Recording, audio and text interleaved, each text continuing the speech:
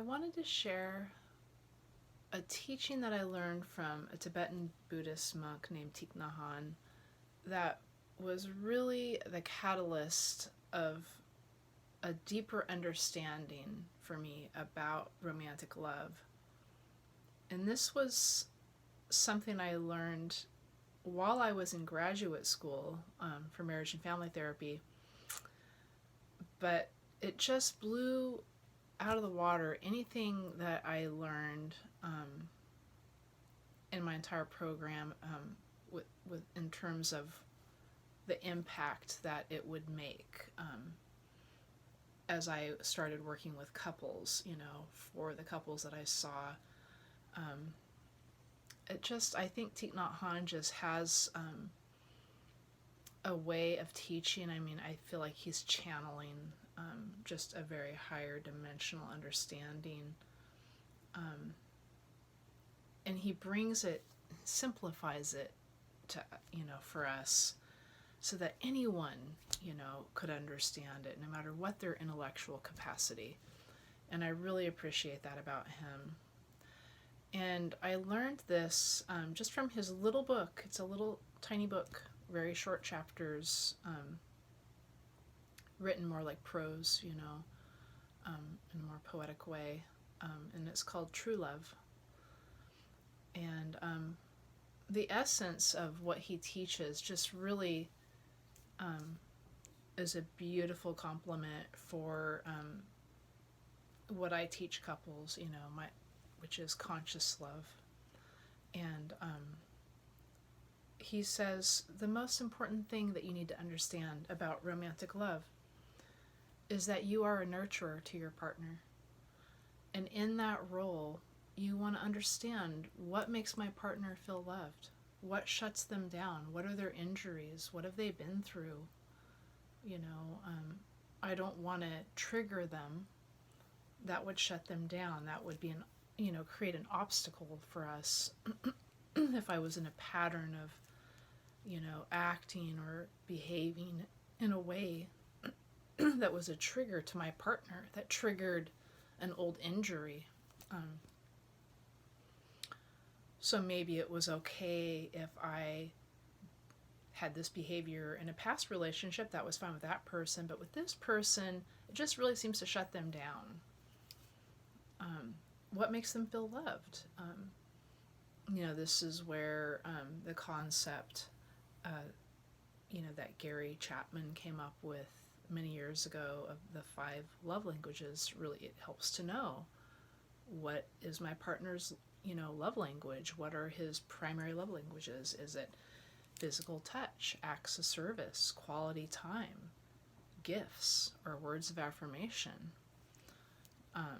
Usually we have, 2 that are just really important for us, and or a primary one that if we didn't get it, like our little love tank would just be sitting there empty.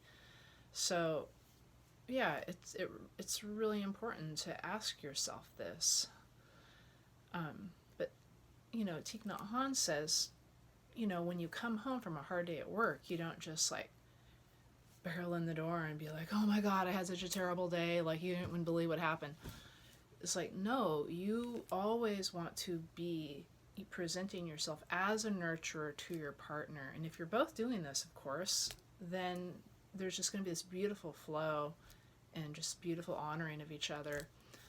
So you walk in and you're like, there you are, I missed you, how was your day? And you just start the ball rolling in a very loving, mindful way that you're showing, oh, I'm thinking about you too, how you're doing, and that's usually reciprocated. We get what we give. And it's just, such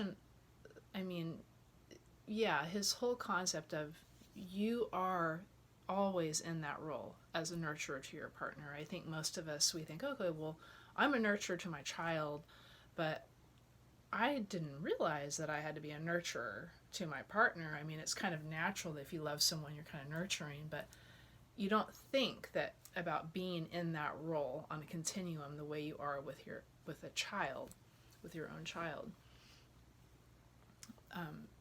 Yeah, and just, a little bit about conscious love and how that, the concept of conscious love, weaves in with this teaching from Thich Nhat Hanh,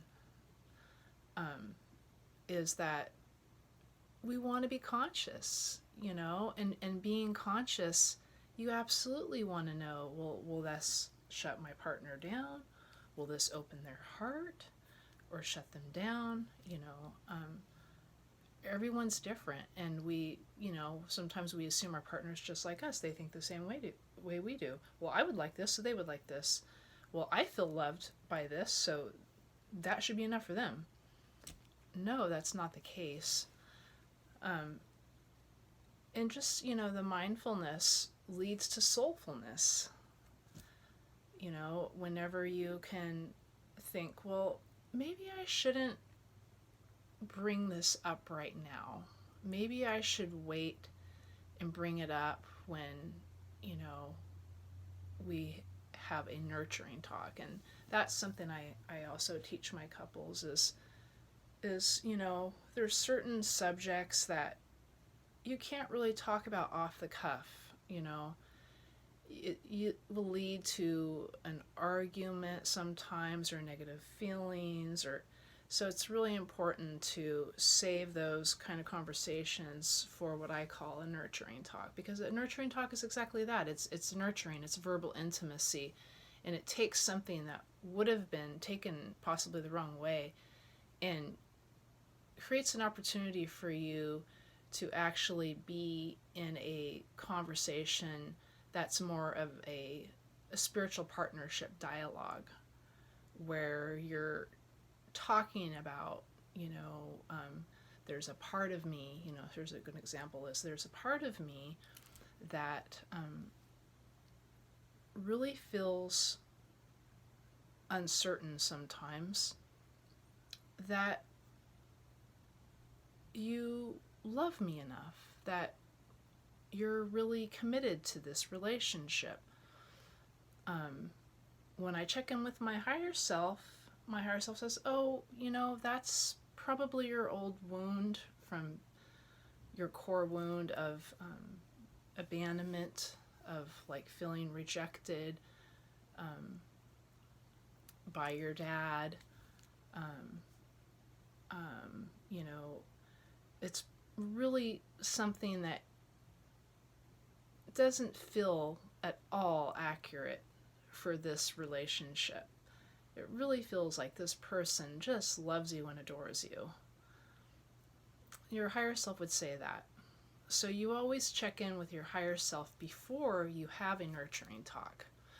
That way you kind of are clear that, oh, I definitely have a voice that's telling me the opposite. I definitely have a voice that's telling me, this person is committed.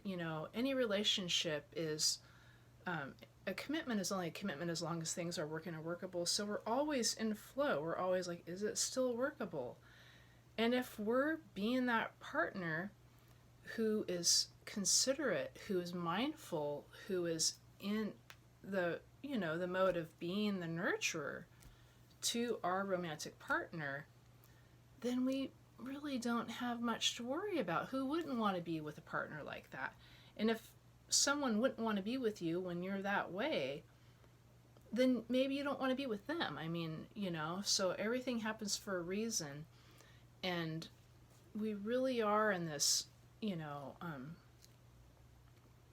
time in humanity where we're all moving into this higher level of consciousness, and the quality of our relationships should be improving as well. We really should be coming more into this, more mature conscious love as we come to understand that, we are working on attachment traumas. We might have abandonment trauma. We might have a fear of engulfment.